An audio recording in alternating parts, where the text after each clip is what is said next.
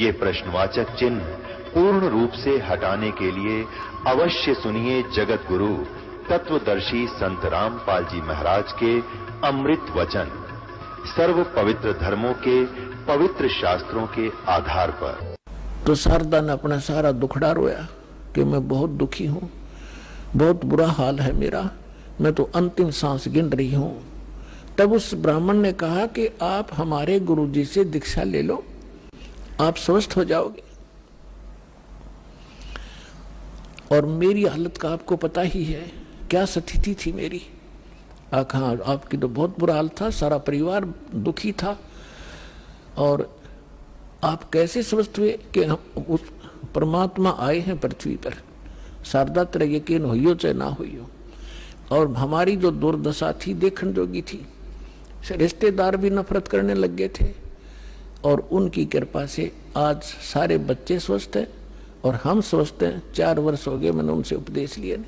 ऐसा दुखी शायद पृथ्वी पर कोई प्राणी नहीं होगा जैसा मैं था। मेरे से रिश्तेदार भी नफरत करने लग गए थे कि अब यू आ गया घर पे, कुछ पैसे मांगने आया होगा। तो ऐसी दशा होगी थी मेरी। और अब वो रिश्तेदार मुझसे उधारे ले जाते हैं। तो शारदा ने सोची, हे भगवान बड़ी दया करी, देख यू तो ब्राह्मण है, इसने तो गुरु को बढ़िया बना रखा होगा, ऊंच जाति का ब्राह्मण ही बना रखा होगा। तो फिर बैठ गई चारपाई पे। तो उसने कहा कि फिर ठीक है, बताओ मुझे आपका गुरुजी कौन है, क्या नाम है उनका, कहाँ रहते हैं। मेरे पूज्य गुरुदेव जी का नाम है कबीर। उसके वो फिर अक्सर खटक गया, कबीर वो धानक, वो नीरू का। कहा, वो ब्राह्मण बोला कहा वही है, यस। तो शारदा बोली, तेरी शर्म भाजगी, इतनी इज्जत का नाश कर दिया, ब्राह्मण होकर धानक गुरु बना लिया, डूब कर मर जा की तरह। ये 36 लागी सुनान। तब अब उस पंडित जी ने कहा कि मिश्रानी बात सुन ले, यह शिक्षा मेरे देने की जरूरत नहीं, मैंने देख लिया। ये ब्राह्मण जब कित गए थे, जब मेरी दुर्गति हो रही थी, चोने भी ना दे थे, अंतिम सांस गिनू था, बुरा हाल हो रहा था। और ठीक है, तेरा ना समझ में आती तो गुरु जी के बारे में फालतू मत बोलिए, उठ कर चल पड़े। अब ये बात उसका घर कर गई कि सचमुच ये तो घना बुरा हाल था इनका, शारदा के, और इनका जीवन इतना सुखी हो गया। अब वो सोचन पर विवश हुई। तो वो काफी देर सोचती रही कि ये क्या बनी। अरे काल ने तो ऐसे बना रखे हैं किले जाति के, ऊंच नीच के। काल ने तो इतना जबरदस्त जाल फैला रखा पुण्यात्मा, परमात्मा बिना यो टूटे नहीं। अब आप देख रहे हो परमात्मा ने सबसे पहले यह बीमारी काटी कि अब आप देख रहे हो कोई छुआछात नहीं, ऐसी दया करी। ना तो एक बाड़िया और थी, अपने ही समाज में थी, हिंदुआएं में थी, और तो देखी जाओ बादगी देखो दूसरे मजबानों से, तो यह समाप्त करी। और उस समय ये एक जबरदस्त किला बना रखा था जाति का। अब क्या हुआ, परमात्मा कच्चा काम नहीं छोड़ते। जो दिन मेरी शरण है ताका हूं मैं दास, और गेल गेल लग गया फिर जब तक धरती आकाश। अब क्या किया मालिक ने, जिस मोहल्ले में वो शारदा रहा करती थी उसी में परमात्मा का एक भक्त रहता था, थोड़ी सी दूरी पे। और उसने प्रार्थना की, प्रभु हमारे दास के घर सत्संग कर दो, वहां आस पास के भक्तों को भी पता चलेगा और आपका ज्ञान सुनेंगे, हो सकता है किसी के और भाग जाग जा। परमात्मा ने ठीक कहा कि ठीक है बेटा, रात्रि में सत्संग करेंगे, दिन में अपना काम करो पेट के लिए, रात तो अपनी है, आ जाया करो, चलूंगा मैं तुम्हारे वहां। तो उस बहन ने जो सत्संग करवा रही थी भगवान का, आसपास के सभी जगह निमंत्रण भेजा कि आज हमारे गुरुजी आवेंगे और नाम ले लियो, सत्संग सुनियो। पहले आपने आज तक ऐसा ज्ञान नहीं सुना होगा, आप देखियो हमारे गुरुजी का सत्संग सुनना। तो ऐसे आपस में आ ही जाते हैं, बुलावा देने से मोहल्ले के लोग, बहन बेटियां इकट्ठी हो जाती हैं। तो उसने शारदा को भी आमंत्रित कर दिया मोहल्ले में होने के नाते। तो शारदा ने पूछा आपके गुरुजी कौन है? कि मेरे गुरुजी है कबीर साहब, भगवान कबीर। कौन से कबीर? वो धानक। वो शारदा ने कहा कि हाँ वो धानक। आप कुछ भी कहो, वो परमात्मा है। अब शारदा ने के स्कीम बनाई कि भी ऐसे जाऊंगी तो बात बिगड़ेगी, लोग हंसी करेंगे।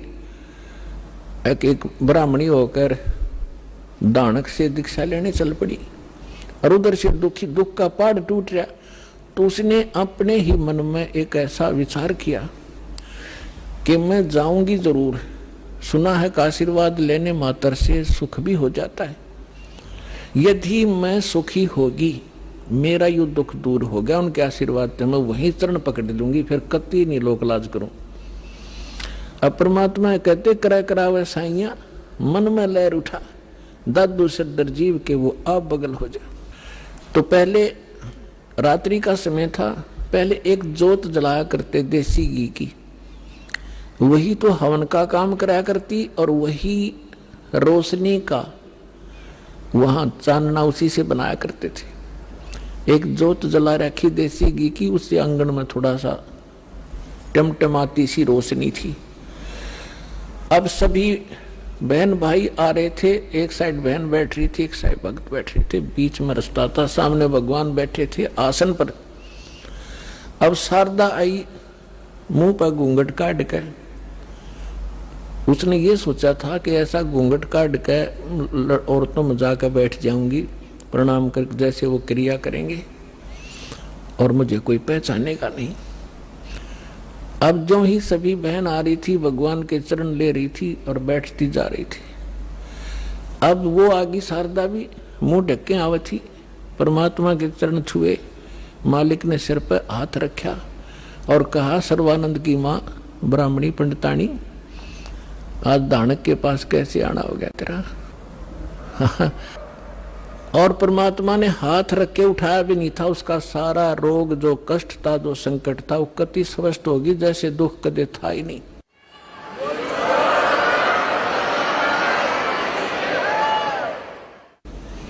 और ऊपर से परमात्मा ने कहा कि कैसे आगे सर्वानंद की मां तू? एक दानक से क्या कहेंगे तेरे को, जो पंडित लोग जात से घेरेंगे। चरण पकड़ दिए उसी समय और फेंक दिया घूंघट उठा के। हे भगवान माफ करना मुझे दुष्टा को, मैं घनी नीच थी, आपके बारे में बहुत कुछ सोचा, आप तो सचमुच भगवान। खड़ी होगी सब न बतावे कि मेरा इतना दुख था, मेरा इतना कष्ट था, मैंने बहुत कुछ अच्छी मंदी भी कही है, तो भगवान पड़े हैं। फिर बैठ गई, सत्संग सुना, परमात्मा ने सृष्टि रचना सुनाई। तीन देव की जो करते भक्ति, उनकी कदे ना होवे मुक्ति। गुण तीनों की भक्ति में ये भूल पड़ो संसार, कह कबीर निज नाम बिना कैसे उतरो पार। अब शारदा को जितना ज्ञान था राम और कृष्ण, विष्णु और शंकर का, ब्रह्मा जी को तो हम भक्ति करते ही नहीं थे, श्री विष्णु जी और भगवान शंकर की तो हम खूब भक्ति कराया करते। अब सारी सृष्टि रचना सुनाई और ऐसा दुख टल गया उस समय तक, सारी स्वीकार करे थी ना, तो अग्रम मग्रम भी करे, वो थोड़े बहुत हुआ, तो वो भी मालिक ने पहले उसका समाधान कर दिया और सारी सुने थी, सारी हृदय में समावे थी। लगातार उसने आसपास जहां भी सत्संग परमात्मा का होता था वह सारे जान लागी और उसको काफी ज्ञान हो गया। एक दिन क्या हुआ, उसका लड़का जो सर्वानंद था, उसने अपनी मां से कहा कि मां, मैंने इस आसपास के सभी विद्वानों को शास्त्रार्थ में पराजित कर दिया है, अब मैं चाहता हूं कि मेरा नाम सर्वानंद से बदलकर आप सर्वाजीत रख दो। तो मां ने कहा कि बेटा अच्छी बात है, तेने विद्वानों को जीत लिया, बड़ी अच्छी बात है, लेकिन सर्वानंद भी तो अच्छा नाम है, इसमें क्या दिक्कत है? तो उसने कहा माता जी ऐसा है ना, अब सबको अपने आप पता लग जाएगा कि इसने सबको पराजित कर दिया, सब पर विजय प्राप्त कर लिया, इसलिए मैं अपना नाम सर्वजीत रखवाना चाहता हूं। उसकी माँ बोली, बेटा ठीक है, नाम तेरा बदल दूंगी, लेकिन एक विद्वान और है, उसने पराजित और कर दे। तो वो कहने लगा, बताओ बताओ कौन है? कि मेरे गुरुजी हैं और कबीर नाम है उनका, और जुलाहे की कॉलोनी में रहते हैं। कहने लगे वो, अच्छा फिर अकमाता आपने बड़ा विद्वान खोजा, उसको संस्कृत भी ना आती, वो क्या जाने सदग्रंथों के बारे में। और उसकी माँ बोली, बेटा देख ले, यदि मेरे से इतना नाम बदलवाना है तो उस विद्वान को इतना पराजित करना पड़ेगा, और ऐसे नहीं मानूंगी। उससे लिखवा के लाना और उनका अंगूठा लुआ के लाना, एक दो गवाह भी हो साथ में। अब सर्वानंद तो चल पड़ा, माँ का आदेश पाते ही चलता हूं।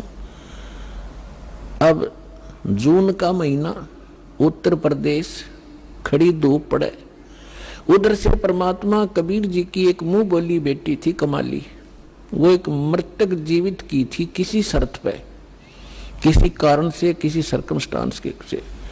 और वो लड़की फिर अपने पिता को छोड़कर परमेश्वर के साथ, अपने वास्तविक पिता के साथ रहा करती थी, युवा होगी थी।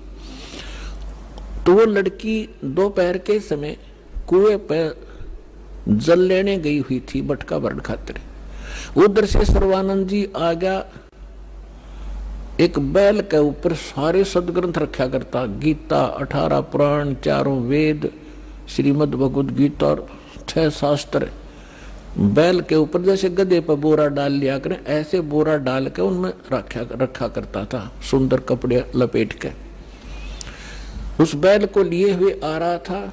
अब जुलाहों की कॉलोनी में, और उस समय पंडित जी आचार्य, वो भी सा विद्वान सुप्रसिद्ध, तो सभी ऐसे देख रहे थे जैसे पहले गांव में हाथी आ जाता, सारे गांव निकल कर आ जाया करता, हाथी देखेंगे, ऊपर चढ़ चढ़ कर मकानों पर देखा करते थे। तो सभी देख रहे हैं कि ब्राह्मण कैसे आ गया हमारी कॉलोनी में। अब देखो लीला दाता की, उसको इतनी भयंकर प्यास लगा दी, उसकी आंखों में प्राण आ गए सर्वानंद के, और सामने वाली लड़की पानी पर लग रही। उसके पास आकर कहा कि ये लड़की जल्दी पानी पिला बेटी, मेरे प्राण निकलने जा रहे हैं। तो लड़की ने बाल्टी उसके कर दी, ले पी लो। उन्हें अपना करमंडल ले रहा था, उसमें डालकर गट गट पी लिया। अब उसने देखा कोई देख तो नहीं रहा तुझे, कितने दानकों के जुलाहों की कॉलोनी कुएं का पानी पी लिया। कोई देख तो, सब देख रहे थे, सब चारों तरफ देख रहे थे। तो उसने अपनी इज्जत बचाने के लिए लड़की को डांटा कि ये लड़की, ये किस जाति का कुआं है? तो लड़की ने कहा, जी दानकों की कॉलोनी में तो दानकों का कुआं हुआ कर, ब्राह्मणों का नहीं हो सकता। ये तूने पहले क्यों नहीं बताया मुझे? पंडित जी पानी पी कर जात नहीं पूछा करते, तू पहले पूछता। जब तक तेरे पसीने आ रहे थे तेरी जान जाने वाली थी, अब तुझे जाति दिखाई देती है। मर जाता 2 मिनट तुझे पानी नहीं मिलता तो फिर कहता है बेटी छोड़ इन बातों को, यहां कबीर कहाँ रहता है? तो लड़की ने कहा कि कबीर का घर शिखर में सतलोक में रहता हो, जहां से ले ली गैल और पाँव न टेके पपील के, तू पंडित ला दिया बैल। लड़की ने कहा कि तुझे कबीर चाहिए, वो कबीर सतलोक में रहता है, गगन में, और जहां तक चिट्टी का पैर नहीं टिक सकता, तू इन पोछियों से जाएगा वहां कबीर से मिलने। तो कहने लगा, ए लड़की गणी ना बोला है, मैं बता यहाँ कहाँ रहता है इस कॉलोनी में? वो लड़की बोली, आ जाओ मेरे पीछे पीछे, मैं उन्हीं की बेटी हूँ। अब लड़की मटका उठा के चल पड़ी, सर्वानंद बैल आके पीछे पीछे। लड़की थोड़ी आगे चली गई और जाकर कहा, पिताजी एक ब्राह्मण आवा है, सारे पोथे लिए, आपको पूछ रहा है, आपके साथ अवश्य कोई वाद विवाद करेगा। परमात्मा ने कहा, बेटा कोई बात नहीं, ज्ञान की चर्चा तो होनी चाहिए, अच्छी बात है, उसको बुला लो अंदर। वह लड़की बाहर आई और कहा, सर्व आओ जी, आ जाओ पिताजी अंदर हैं, आ जाओ। तो सर्वानंद बाहर खड़ा हो गया और कहा, ले लड़की पानी का मेरा लोटा भर दे। बाहर खड़ा खड़ा लड़की ने पानी का लोटा भर दिया और कहा, इस लोटे को जाके कबीर को दे दे और इसका क्या उत्तर दे फिर मुझे बताना बाहर आकर के। अब लड़की उस लेकर उस लोटे को भरे हुए को और धीरे धीरे परमात्मा के पास गई और कहा, पिताजी एक वो ब्राह्मण युग ने ऐसे ऐसे कहा है कि ये लोटा दिया है, कहा कि इसका उत्तर दे वो मुझे बताना इस जल को। और इतना भर दिया कि वो पानी लबालब भरा हुआ था उस लोटे के ऊपर तक, उसमें जरा सा भी पानी डाल दे तो बाहर जावे, इतना फुल भर के दे दिया। परमात्मा बोला, ठीक से बेटी। परमेश्वर ने एक बड़ी सुई थी, वह सुई उठा के लोहे की और उस लोटे में डाल दी, कुछ पानी बाहर निकल गया और कहा, जा सर्वानंद को दे दे बेटा। वह लड़की वापस आई धीरे धीरे। अकेलो पंडित जी, सर्वानंद ने पूछा, क्या उत्तर दिया तेरे पिता ने? के बोले, कुछ नहीं, इसमें एक सुई डाल दी और आप पूछ लो इन्होंने क्या मतलब है इसका। तो अंदर आया सर्वानंद। सर्वानंद ने पूछा कि कबीर आपने मेरे प्रश्न का क्या उत्तर दिया? परमेश्वर ने पूछा, आपका प्रश्न क्या था? मेरा प्रश्न ये था, ये संकेत था, इस पानी के लोटे को फुल भर के आपके पास इसलिए भेजा था कि मैं ज्ञान से परिपूर्ण हूं और मैंने सभी आसपास के विद्वानों को पराजित कर दिया है। मैंने अपनी मां से सर्वाजीत नाम रखवाना है और उसने ये शर्त रखी है कि मैं आपसे शास्त्रार्थ करूं और आपको विजय पाऊं आपसे, तब वो मेरा नाम रखेगी। मैंने आपको ये संकेत दिया है कि मैं ज्ञान से ऐसे फुल हूं जैसे लोटा फुल था। यदि मुझे कोई ज्ञान शिक्षा देगा तो मेरे अंदर समाएगा नहीं, वो इस लोटे में अगर कोई और जल डालेगा वो बाहर ही जाएगा, इसमें जगह नहीं। अब आप बताओ आपका क्या उत्तर था? परमात्मा बोले, मैंने इसमें एक लोहे की सुई डाली है। मेरा ये संकेत है कि मेरा ऐसा भारी ज्ञान है, ऐसा गुरु ज्ञान है कि जैसे मेरी सुई तेरी लोटे की तली में जाकर टिकेगी और तेरा पानी बाहर निकल गया, ये मेरा ज्ञान ऐसा तेरे थोथे ज्ञान में बाहर फेंक देगा, ठाके तेरे हृदय में समा जाएगा।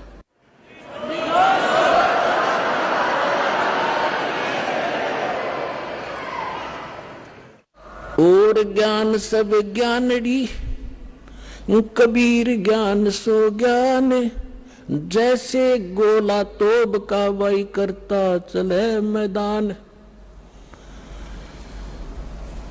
अब सर्वानंद ने कहा कि ठीक है, आप करो शास्त्रार्थ। उसी समय वहां आसपास के जुलाहे और उनकी गोष्ठी सुनने के लिए आकर बैठ के, वो बेचारे भोले भाले अनएजुकेटेड सामने बैठ के। तो सर्वानंद ने कहा कि कबीर बोल, क्या प्रश्न करेगा? परमेश्वर ने कहा कि कौन ब्रह्मा का पिता है, कौन विष्णु की मां, शंकर का दादा कौन है, पंडित जी दियो बता। ब्रह्मा विष्णु महेश के माता पिता कौन है, इनका दादा कौन है? अब सर्वानंद की बुद्धि तो वहीं टिकी हुई थी, ये सर्वेश्वर है, महेश्वर है, इनके कोई माता पिता नहीं है। आप ऐसे ही कह रहे हो, इनके कोई माता पिता नहीं। अब परमेश्वर ने कहा कि आप देवी भागवत तीसरा सकंद निकालो और उसमें ये स्वयं स्वीकार करते हैं। देखिएगा, श्री देवी भागवत यानी देवी पुराण, सचित्र मोटा टाइप, गीता प्रेस गोरखपुर से प्रकाशित है।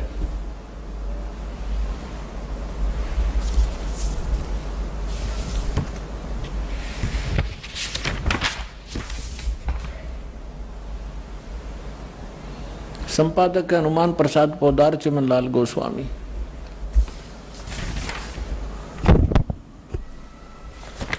और ये गीता प्रेस गोरखपुर से प्रकाशित है।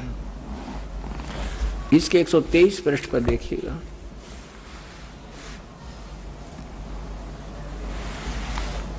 तीसरा स्कंद। विष्णु भगवान विष्णु जी अपनी माता दुर्गा की स्तुति करते हुए कहते हैं, तुम शुद्ध स्वरूपा हो, ये सारा संसार तुम इसे उद्भासित हो रहा है। मैं ब्रह्मा और शंकर हम सभी तुम्हारी कृपा से विद्यमान हैं। हमारा तो आविर्भाव माने जन्म और तिरोभाव माने मृत्यु हुआ करता है। हमारा तो जन्म मृत्यु होता है। केवल तुम ही नित्य हो, जगत जननी हो, प्रकृति और सनातनी देवी हो। भगवान शंकर बोले, देवी यदि माँ भाग विष्णु तुम्ही से प्रकट हुए हैं तो उनके बाद उत्पन्न होने वाले ब्रह्मा भी तुम्हारे ही बालक हुए। फिर मैं तमोगुण लीला करने वाला शंकर क्या तुम्हारी संतान नहीं हुआ? अर्थात मुझे भी उत्पन्न करने वाली तुम ही हो। शिवे संपूर्ण संसार की सृष्टि करने में तुम बड़ी चतुर हो। इस संसार की सृष्टि, स्थिति और संहार में तुम्हारे गुण सदा समर्थ हैं। उन्हीं तीनों गुणों से उत्पन्न हम ब्रह्मा, विष्णु एवं शंकर नियमानुसार कार्य में तत्पर रहते हैं। अब पंडित जी तो साथ ले रहा था, सारे पोथे निकाल कर देख लिया, पढ़ भी लिया। उसको मालूम था कि सामने जो श्रोता है ये सब अशिक्षित, और कह दिया कि झूठ बोलता है, इसमें कुछ नहीं है। परमेश्वर ने कहा कि रुद्र संहिता के अंदर देखिएगा, ब्रह्मा, विष्णु और शिव जी की उत्पत्ति दिखाते हैं आपको, आप देखिएगा। तो उसने देखा जो मालिक ने बताया।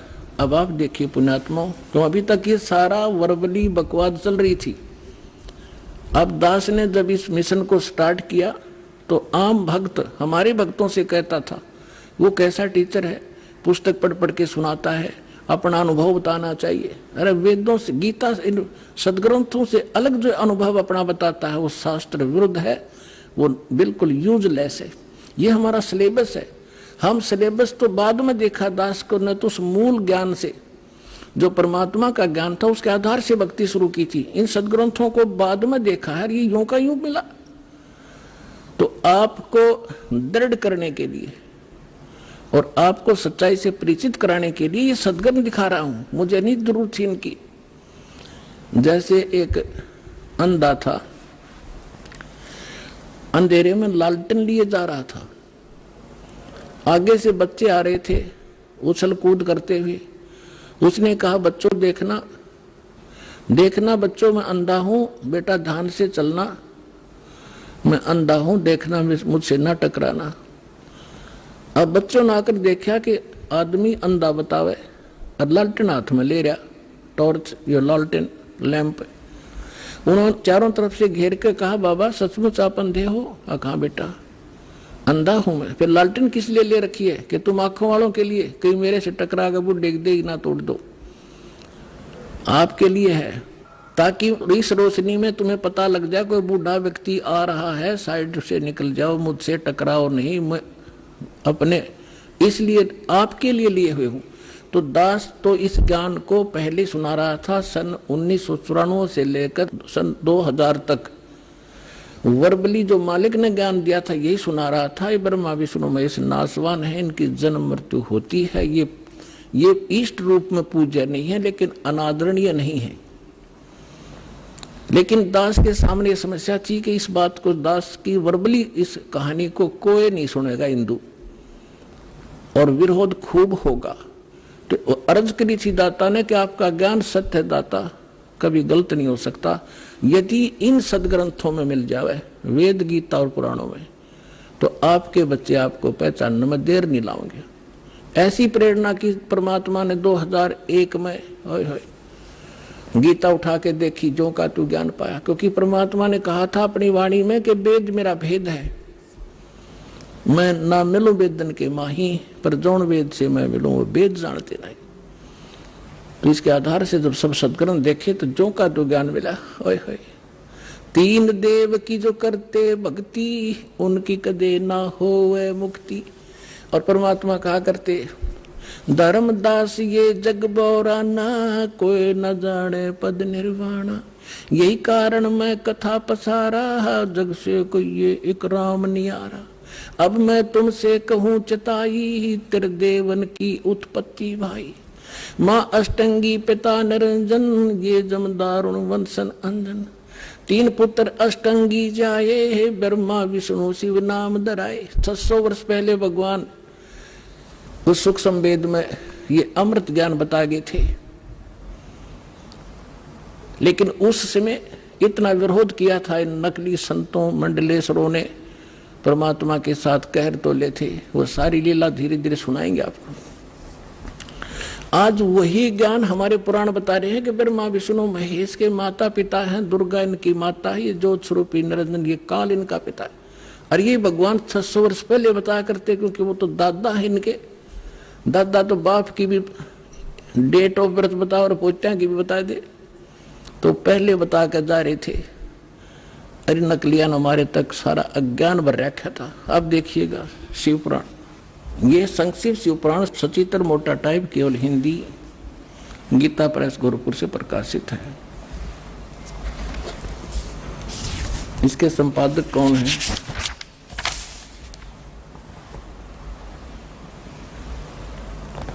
हनुमान प्रसाद पोदार, और ये गीता प्रेस गोरखपुर से प्रकाशित है।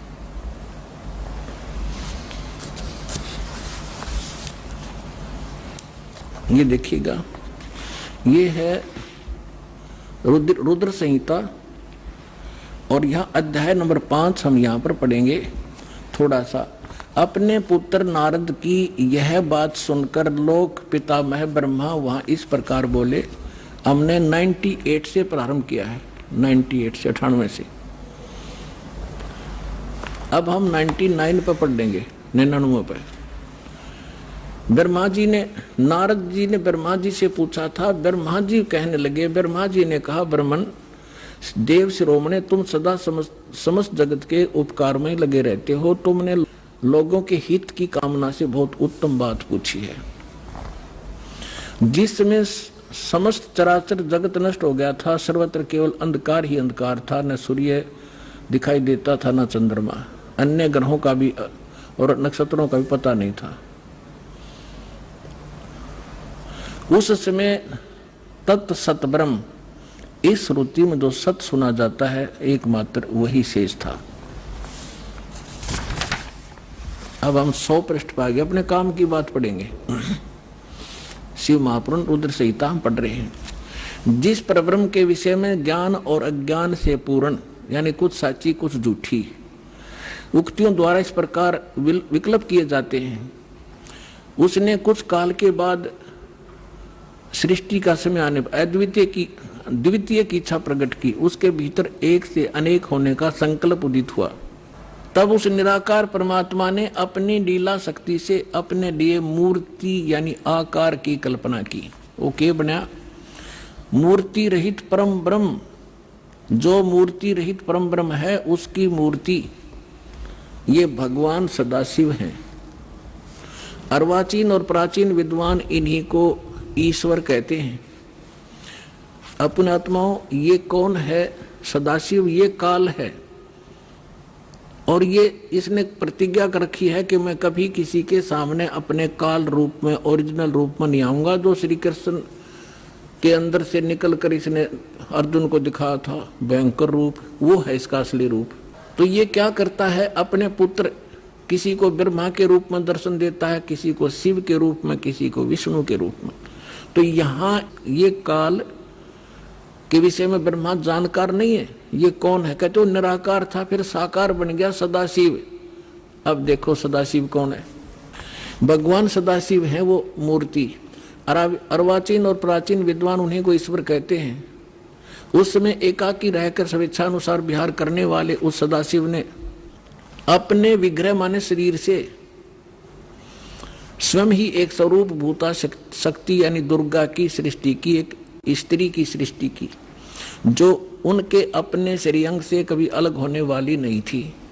उस पराशक्ति को प्रधान प्रकृति गुणवती माया बुद्धि तत्वों की जननी तथा विकार रहित बताया गया है।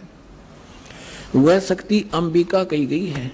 अब ये क्या कह रहा है ब्रह्मा जी? पुण्यात्माओं, अब देखो कमाल की बात है। देवी पुराण के अंदर तीसरे स्कंद में ब्रह्मा जी अपने पुत्र नारद को बताता है कि बेटा, मैं जब उत्पन्न हुआ मैं कमल के फूल पर बैठा था और युवा मेरा शरीर था। मुझे नहीं मालूम मैं किसने उत्पन्न कर दिया, मेरा उत्पत्ति करता कौन है, मैं कुछ नहीं जानता।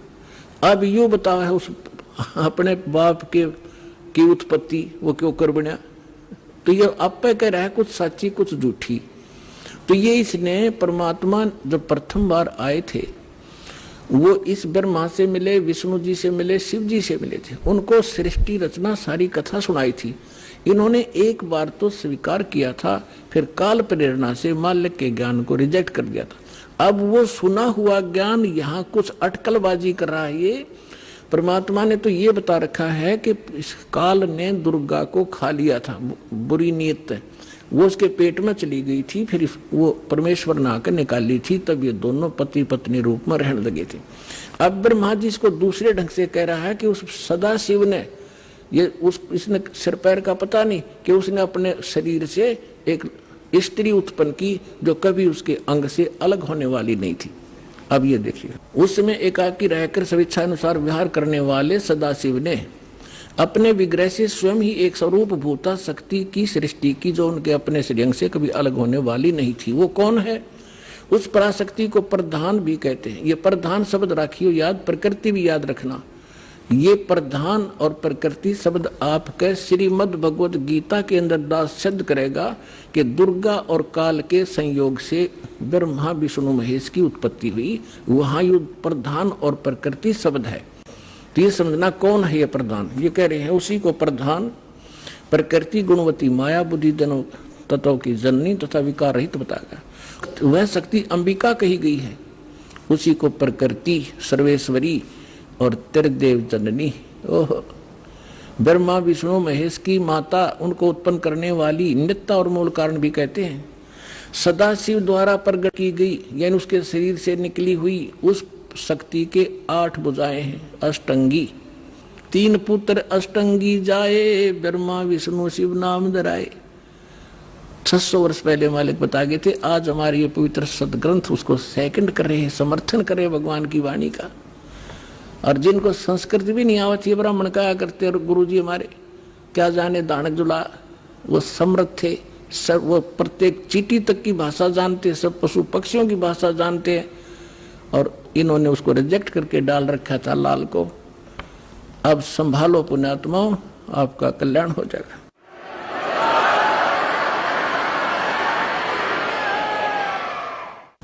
नाना प्रकार के आभूषण उसके श्री अंगों की शोभा बढ़ाते हैं। वह देवी नाना प्रकार की गतियों से संपन्न है और अनेक प्रकार के अस्त्र शस्त्र धारण करती है। एकाकिनी होकर वह माया संयोग वसात अनेक हो जाती है। वे जो सदाशिव हैं उन्हें परम पुरुष ईश्वर शिव शंभु और महेश्वर कहते हैं। यहां देखिएगा, अब 101 पृष्ठ पर आ गए हम। रुद्र संहिता। वे अपने सारे अंगों में भस्म रमाए रहते हैं उन काल रूपी ब्रह्म ने। इसको काल कहो, ब्रह्म कहो, सदाशिव कहो। उन काल रूपी ब्रह्म ने एक ही समय शक्ति के नाथ नहीं शक्ति के साथ शिवलोक नामक क्षेत्र का निर्माण किया था। उस उत्तम क्षेत्र को काशी कहते हैं। वह परम निर्वाण व मोक्ष स्थान है जो सबके ऊपर विराजमान है। वे प्रिय और प्रियतम, वो पति पत्नी रूप में शक्ति और शिव, दुर्गा और काल जो परमानंद स्वरूप है, उस मनोरम क्षेत्र में नित्य निवास करते हैं। शिव और शिवा ने, काल और दुर्गा ने प्रलय काल में भी उस क्षेत्र को अपने सानिध्य से मुक्त नहीं किया। अब यहां देखना, देवर से एक समय उस आनंद वन में रमण करते हुए शिवा और शिव के मन में, दुर्गा और काल के मन में, ब्रह्म के मन में यह इच्छा हुई कि किसी दूसरे पुरुष की सृष्टि करनी चाहिए, यानी कोई संतान उत्पन्न करनी चाहिए। ऐसा विचार करके देखिएगा, जिस पर यह सृष्टि संचालन का महान भार रखकर हम दोनों केवल काशी में रहकर इच्छा अनुसार विचरें और निर्वाण धारण करें। इन्होंने ये सोचा कि वे एक पुत्र उत्पन्न करें और उसके हवाले सारा इंचार्ज कर जो चार्ज दे दे, हम फिर आराम तरह करेंगे। देख, ऐसा निश्चय करके शक्ति सहित सर्वव्यापी परमेश्वर शिव ने अपने वाम भाग के 10वें अंग पर अमृत मल दिया। ये तटपट करनी थी, यानी उन पति पत्नी व्यवहार किया। फिर तो वहां से एक पुरुष प्रकट हुआ, एक लड़का उत्पन्न हुआ। ये देखिएगा 102 पृष्ठ पे, ये रुद्र संहिता हम पढ़ रहे हैं। शिव ने कहा वत्स, शिव ने कहा बेटा, व्यापक होने के कारण तुम्हारा विष्णु नाम विख्यात हुआ।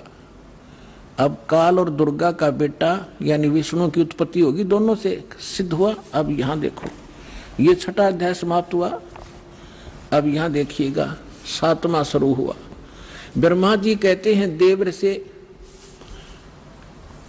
तत्पश्चात कल्याणकारी परमेश्वर शाम सदाशिव ने पूर्ववत प्रयत्न करके, जैसे विष्णु उत्पन्न किया था, दोनों ने पति पत्नी व्यवहार करके मुझे अपने दाहिने अंग से उत्पन्न किया। मुने उस महेश्वर ने मुझे तुरंत अपनी माया से मोहित करके नारायण देव की नाभि कमल में डाल दिया, फिर लीला पूर्वक मुझे वहां से प्रकट किया।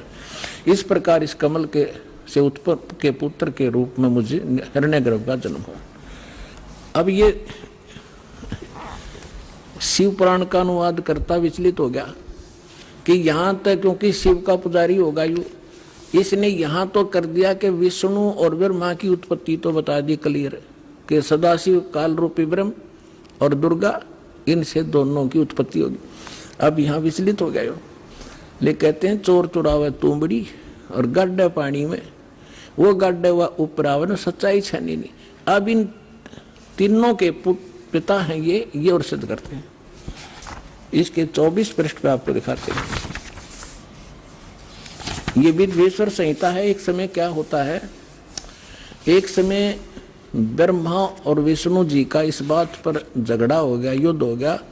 ब्रह्मा जी कहने लगे मैं तेरा, विष्णु जी को, विष्णु जी कहने लगे मैं तेरा, तो मेरी नाभि कमल से उत्पन्न हुआ। इन दोनों का झगड़ा हो गया। ये लंबी कहानी फिर बताएंगे।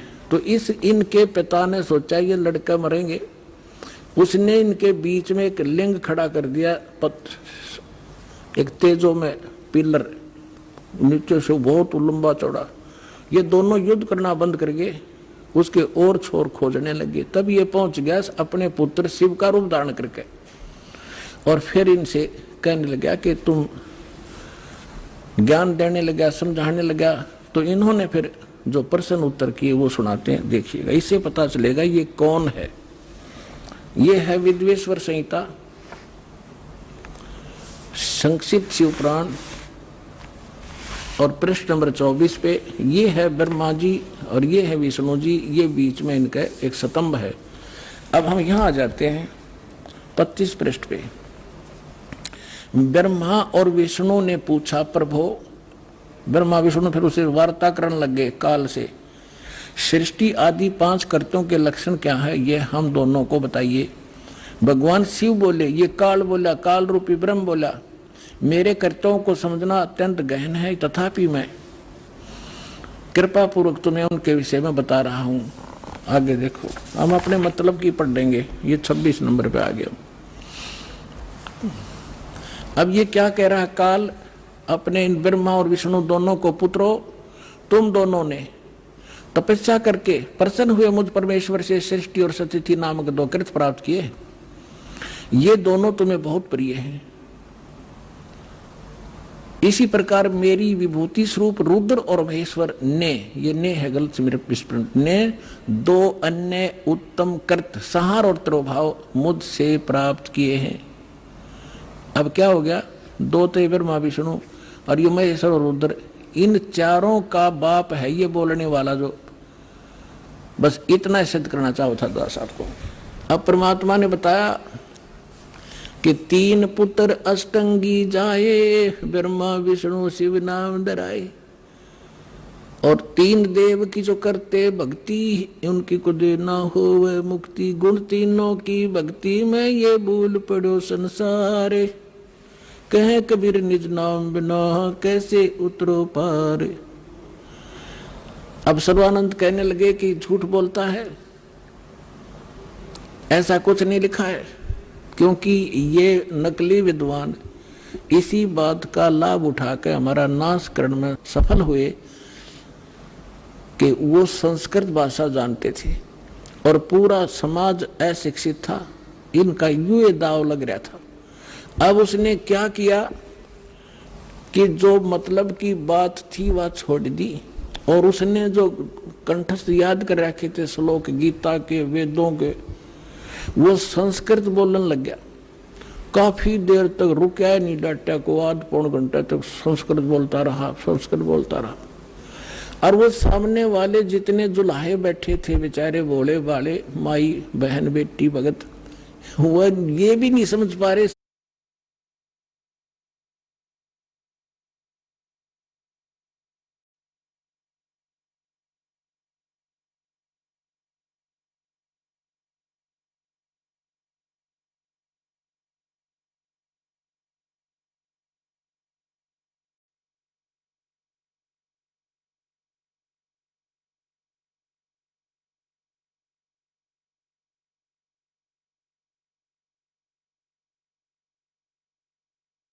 ये पंडित जी बोल के रहा है, उन्होंने फिर ताड़ी पीट दी, वाह पंडित जी, वाह सर्वानंद, वाह पंडित जी, कमाल कर दिया। अब उनकी प्रशंसा से सर्वानंद विजयी हो गए और परमात्मा पराजित कर दिए। आज तक यह नो बिजली गिर रही थी बगैर इन इंस्ट्रूमेंट के, जो भगवान ने आज आपको समझाने के लिए बनवाए हैं जीव से। ना जीव बना दिए इंस्ट्रूमेंट, ये पहले यही था। ये मनुष्य 4 युग का इतिहास तो आपके पास है। द्वापर ताई अभी 50 वर्ष से पहले तो हमने देखे बैलगाड़ी खचड़ खचड़ने घसीटे अंडा करते, काट के पहिए, काट की गाड़ी। और उससे पहले एक रेडू में 6 खच्चर जोड़ कर रथ बना के घसीटे फिराया करते थे। कहाँ गई थी मनुष्य की विधि? ये परमात्मा ने दया बख्शी आपके लिए। और अभी 10 वर्ष से हो रहा है, 12 वर्ष से हो रहा है, ये सब विकास कराया दाता ने, ताकि अपने बच्चों को वर्ड टू वर्ड समझा दूं, ताकि ये पहचान ले मेरे को। और 1 मिनट में जा छोड़ दो इनको सतलोक में, पीछा छूटे यहाँ से।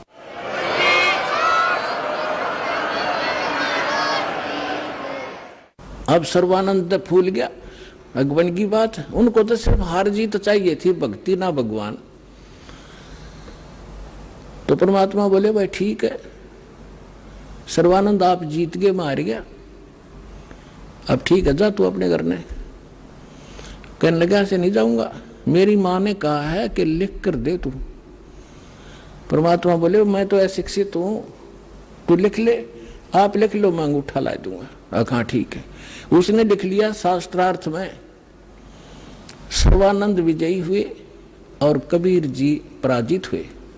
परमात्मा का अंगूठा लगवा लिया और लेकर कागज ने चल पड़ा। अब वहां जाके उसको माँ बोली रे भाई आ गया? कहाँ आ गया माँ? हो गया तुम्हारा शास्त्रार्थ? हक हो गया। 2 मिनट में हार गया, उसने जाते हार मान ली माँ मेरे से। तो उसकी माता जी ने कहा कि बेटा मैंने जो प्रार्थना की थी आपसे, कुछ लिखवा के लाया तू? कहा मैं कच्चा काम थोड़ा ही करता हूँ, ये देख। माँ बोली बेटा पढ़ के सुना। अब उसने पढ़ा, शास्त्रार्थ में सर्वानंद हार गया, कबीर साहब विजयी हो गए। उसकी माँ बोली रे तू तो हार का रहा मूर्ख, अब पढ़ने लग रहा। ओहो माताजी ऐसा है ना, मैं कई दिन से शास्त्रार्थ में लगातार रात्रि में जाग रहा था, गलती से लिखा गया मेरे से उल्ट लिखा गया। जा अब के ठीक लिख ले तू। आइए अब हम उन श्रद्धालुओं के अनुभव जानते हैं जो जगत गुरु तत्वदर्शी संत रामपाल जी महाराज जी से दीक्षा प्राप्त कर चुके हैं तथा उनके द्वारा बताए गए भक्ति मार्ग पर चल रहे हैं। नमस्कार सर। नमस्कार सर। सर क्या नाम है आपका? सर मेरा ब्रह्मपाल सिंह नाम है। सर कहाँ से हैं आप? सर मैं गांव पिपाला, जिला बुलंदशहर, उत्तर प्रदेश का रहने वाला हूँ। सर संत रामपाल जी महाराज से नाम दीक्षा आपने कब ली? संत रामपाल जी महाराज जी से मैंने नाम दीक्षा 20 अक्टूबर 2011 को ली। सर क्या काम करते हैं आप?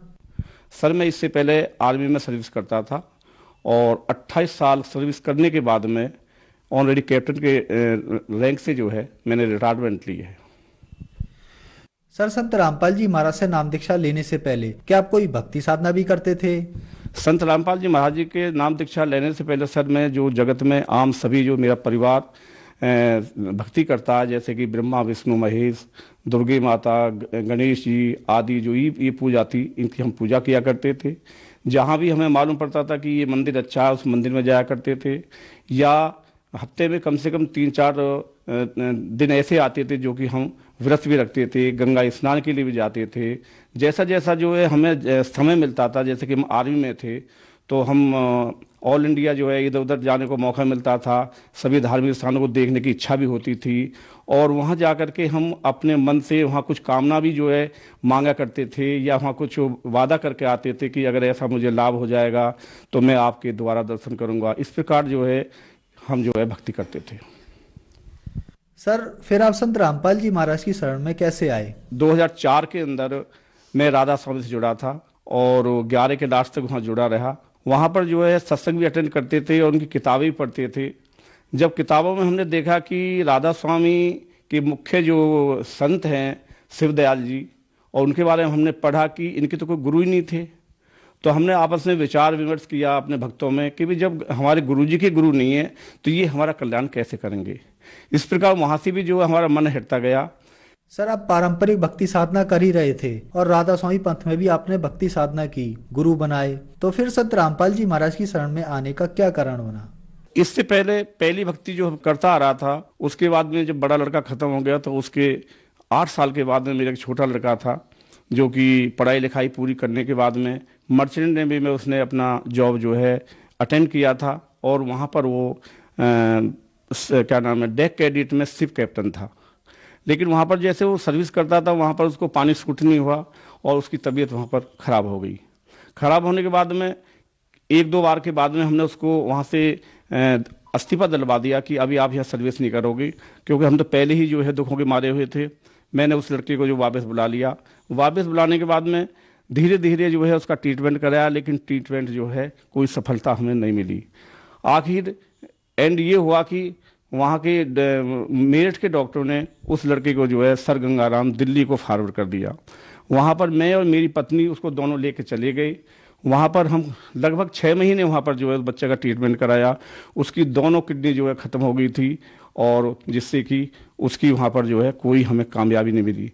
इसी के दौरान जो है हमारी आर्थिक स्थिति, पूरा पैसा ख़त्म हो गया, हर चीज़ ख़त्म हो गई, लेकिन फिर भी जो है हम उस बच्चे को नहीं बचा पाए। जो ये एक्सीडेंट हो गए थे, जो बच्चों की मौत हो गई थी, मुझे गलत हैबिट पड़ गई थी। मैंने ड्रिंक करनी शुरू कर दी थी और ये स्मोक वगैरह जो करना शुरू कर दिया था। अब इसमें सवाल एक आ जाता है कि इससे पहले जब उन देवताओं की मैं भक्ति करता था, तो मुझे भी नौकरी मिल गई थी, बच्चों को भी नौकरी मिल गई थी, पैसा भी था, मकान दुकान भी जो है सही हो गए थे। लेकिन हम बड़े खुश थे कि आगे जो है भक्ति जो है, जैसा हम ये नाम ले रहे हैं, इन्हीं की कृपा है, इन्हीं की कृपा से ये सब कार्य चल रहे हैं। लेकिन जब ये सर्वनाश हुआ, जब नुकसान हुआ, तब महसूस हुआ कि हमारा जो भक्ति चार्जर है, जो सही भक्ति है, वेदों के शास्त्रों द्वारा हमारी भक्ति नहीं हो रही थी। जो इससे जो लाभ मिला था वो पिछली कमाई थी या पिछले जन्म की कमाई थी। जब तक वो कमाई चलती रही, जब तक मेरा कार्य सही चलता रहा। लेकिन जब भक्ति दान की जो है बैटरी डिस्चार्ज हो गई तो 6 महीने में ये मालूम नहीं पड़ा कि कितना कमाया था, कहाँ गया, कैसे गया। यहाँ तक कि पूरा परिवार भी जो है मेरा साथ छोड़ गया। इसके बाद में यहाँ से जब ये दूसरा जो है लड़का जो ख़त्म हो गया, ख़त्म होने के बाद में तभी एक बहन आई थी मेरे पास में कि अब जो है आपका सब कुछ ख़त्म हो चुका है, अपने लिए आप जो है बरवाला आश्रम संत रामपाल जी महाराज जी के शरण में जाइए। इस प्रकार जो भक्ति करते करते जो काल ने जो है मेरे दोनों बेटों को जो ले लिया था, आपके सामने ऊपर जो फोटो में है ये बड़ा बेटा है जो कि थल सेना में था। इसके बाद में इसकी उम्र 24 साल थी और जो छोटा बेटा है उसकी उम्र 28 साल है जो कि मर्चेंट नेवी में था। ये आपके सामने छोटा बेटा है जो कि दोनों ये भक्ति करते हुए ब्रह्मा विष्णु महेश आदियों की भक्ति करते हुए इस काल ने जो है मेरे से झपट लिया था।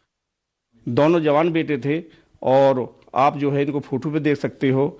और जब ये लास्ट एक्सीडेंट हो चुका था तो मेरे जितने भी गार्जियंस थे, जो भी रिश्तेदार आदि थे, सब मिलने के लिए बार बार आ रहे थे।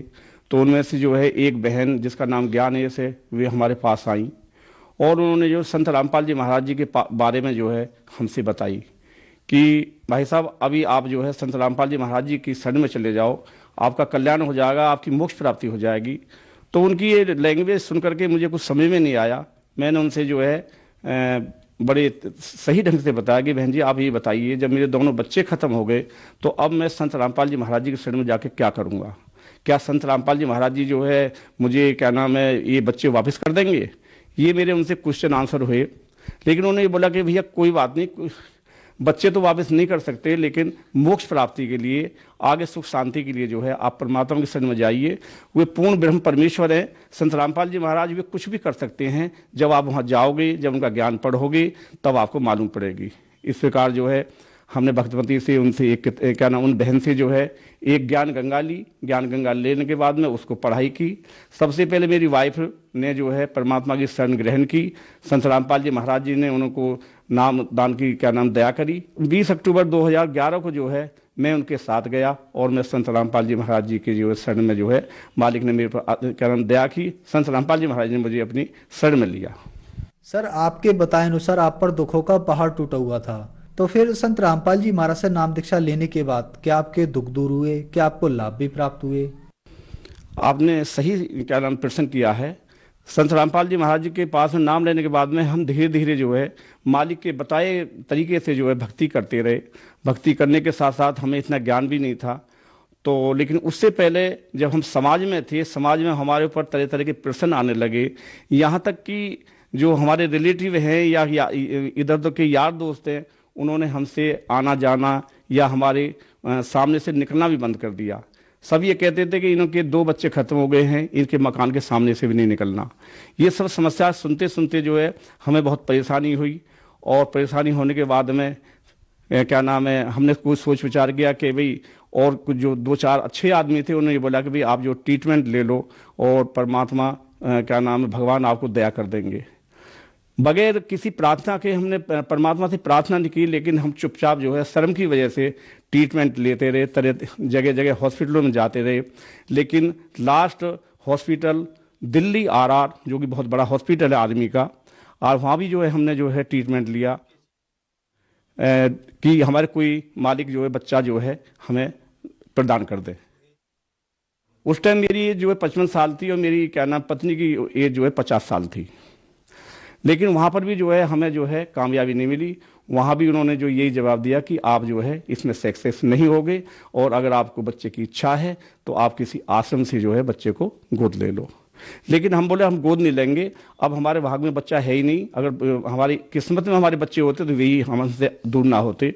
और हमने एक ही जो है अपने मन में प्लानिंग करी कि अभी हम परमात्मा की भक्ति करेंगे। इस प्रकार करके अगले 15 तारीख को जो है सत्संग था, हम आश्रम में आए, मालिक का सत्संग सुन रहे थे। सत्संग के बाद में कुछ भक्त हम आपस में पार्क में बैठ जाते थे, अध्यात्म ज्ञान की चर्चा करते थे। संत रामपाल जी महाराज जी जो जो बताते थे, जो जो लाभ देते थे, भक्त आपस में एक दूसरे को जो है क्या नाम है बताया करते थे। तो मेरे से भी एक भक्त ने इस अपने फायदे के लिए या इस बच्चे के लिए क्या आपने संत रामपाल जी महाराज जी से प्रार्थना की? मैंने बोला भाई हमने संत रामपाल जी महाराज से प्रार्थना नहीं की है, क्योंकि उम्र के लिहाज से हमें गुरुजी से डर भी लगता है, संत रामपाल जी महाराज से शर्म भी आती है। इस चीज़ की प्रार्थना करने में हमें जो है हिचकिचाहट है।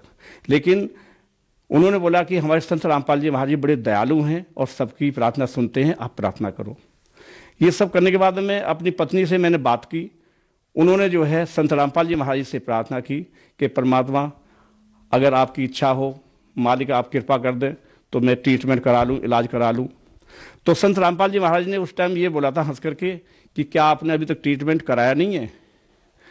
तो मेरी वाइफ ने बोला हाँ क्या नाम गुरुजी मैंने ट्रीटमेंट कराया है। तो उन्होंने एक सवाल किया था, बेटा तेरे ऊपर जो है अब कर्ज खत्म हो गया है, अपना भक्ति करो और मोक्ष प्राप्ति करो। लेकिन उन्होंने जिद की कि परमात्मा जो समाज की जो बातें आ रही हैं वे बाहर नहीं निकलने देती हैं, आप कृपा कर दो और मुझे क्या नाम है आशीर्वाद दे दो। तब संत रामपाल जी महाराज ने बोला था कि ठीक है बेटा जाओ इलाज करा लो। वहाँ से जो है चलने के बाद में इलाज की प्रक्रिया शुरू हुई। शुरू होने के 4 महीने के बाद में हमारी वाइफ को जो है पीरियड बोलते हैं, पीरियड आया जो कि इससे पहले 2 साल पहले बंद हो चुका था। और इतना पीरियड आया कि हम भी घबरा गए थे कि इतनी ब्लीडिंग करने के लिए मुझे डॉक्टर के पास उनको ले जाना पड़ा। तो ये ले जाने के लिए हम नोएडा कैलाश अस्पताल में गए। वहाँ पर हमने चेकअप करवाया और चेकअप कराने के बाद में वहाँ के डॉक्टरों ने ये एक फैसला दिया कि इनका ऑपरेशन करना पड़ेगा और इनकी बच्चादानी निकालनी पड़ेगी। ये सब करने के बाद में जब हमारी फाइल लग गई और वो हमें जो है ऑपरेशन की डेट भी दे दी गई कि आप इस डेट को जो है ऑपरेशन के लिए आओगे। उससे पहले हम आशीर्वाद लेने के लिए अपने संत रामपाल जी महाराज जी के आश्रम में गए, उनकी शरण में गए हम। तो भगवती ने वहाँ प्रार्थना की कि परमात्मा मेरा तो जो है अभी ऑपरेशन होना है। तो वहाँ पर भी कि मालिक ने, संत रामपाल जी महाराज जी ने ये हंस करके बोला था कि किसका ऑपरेशन, क्या ऑपरेशन, कोई ऑपरेशन नहीं होगा, चलो सेवा करो, भक्ति करो। ये कह करके जो है हम वहाँ से आ गए, परमात्मा आगे जो आशीर्वाद के लिए भक्तों में बढ़ गए और भगतमती जो है वापस जो है अपने पंडाल में आकर के बैठ गई और इसी चिंता में लगी रही कि आगे होना क्या है। लेकिन उस दी हुई डेट पर जो है हम दोनों कैलाश अस्पताल नोएडा वहाँ गए। जाने के बाद में हमारी जो है उस डेट की वहाँ पर ओटी में जो है बुकिंग थी और जब वहाँ पर गए तो जाने के बाद में भगतमती जो है ऑपरेशन थिएटर में जाने के लिए तैयारी करते हैं एक पेशेंट को, इनको तैयार किया और वहाँ जाने के बाद इनकी फाइल जो है स्ट्रेचर पर रख दी गई। वहाँ जब उसमें सब कुछ देखा तो उस फाइल के अंदर जो ऑपरेशन की डेट थी या जिस कारण ऑपरेशन होना था उसमें हर चीज़ ओके लिखी हुई थी कि और जब ओटी में जो डॉक्टर आते हैं वे फाइल को चेक करते हैं कि किस कारणवश जो है ये पेशेंट यहाँ पर है, क्योंकि वहाँ भीड़ अधिक रहती है। तो ये तमाम चीज़ जो है वे डिटेल में चेक करते हैं। जब डॉक्टर साहब ने देखा कि आपके तो हर चीज़ ओके है, इसमें ऑपरेशन नहीं है, तो ये भी एक चमत्कार की बात है। संत रामपाल जी महाराज जी की मेहरबानी है जो उन्होंने बोला था कि कोई ऑपरेशन नहीं होगा। पेशेंट को वापस कर दिया गया और इनका ऑपरेशन नहीं हुआ। इसी के दौरान मालिक की कृपा से अगले 9 महीने में मालिक की ऐसी रजा हुई कि इस झोंपड़ी के अंदर मालिक की दया से, संत रामपाल जी महाराज की दया से एक बच्चे ने जन्म लिया। हमने प्रार्थना की थी, संत रामपाल जी महाराज से प्रार्थना की थी कि हम तो परमात्मा ओवर एज हैं, भगतमती के लिए मना कर दिया डॉक्टर ने, मेरी मना कर दिया है और सब सिस्टम जो है जो डॉक्टरी लाइन के हुए फेल बता दिए गए हैं। तो मालिक ने बोला कि बेटा चिंता मत करो, मैं अपने कोटे से आपको एक हंस दूंगा, एक लाल दूंगा।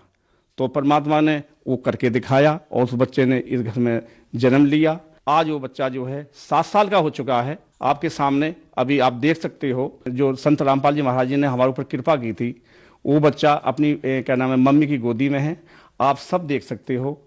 और बड़ी एक खुशी की बात है जो मालिक ने एक कृपा की और अनहोनी को होनी करके दिखाया है। और इस समाज के लिए, इस भक्त समाज के लिए इससे बड़ी जो है और क्या मतलब जानकारी हो सकती है, क्या चमत्कार हो सकता है, ये आपके सामने है। मेरी वाइफ की एज 54 साल है। इस एज में डॉक्टरों ने मना कर दिया था कि इस एज में जो है आपको कामयाबी नहीं मिलेगी, लेकिन परमात्मा ने वो आपके सामने अनहोनी को होनी करके जो है अपने कोटे से जो है संत रामपाल जी महाराज ने करके दिखाया है। इसके बाद में लाभ अगर मैं शाम तक भी जो है इस इंटरव्यू में आपको बताऊं तो वो भी पूरी नहीं हो सकती। संत रामपाल जी महाराज की कृपा से आज मेरी उम्र 62 साल है और इस उम्र में मालिक की दया से जो भी मुझे सेवा मिलती है वो सेवा मैं बहुत ही मेहनत से और अपने किसी बगैर कष्ट के जो है हमेशा करता रहता हूं। और दूसरा लाभ ये है कि परमात्मा की दया से उन्होंने अपनी शरण में ले लिया और इससे बड़ा लाभ क्या होगा जो कि मुझे एक भगवान की प्राप्ति हो गई और एक मोक्ष प्राप्ति जो है जाने का जो है रास्ता मालिक मुझे सिखा रहे हैं। धन्यवाद सर। सत साहिब।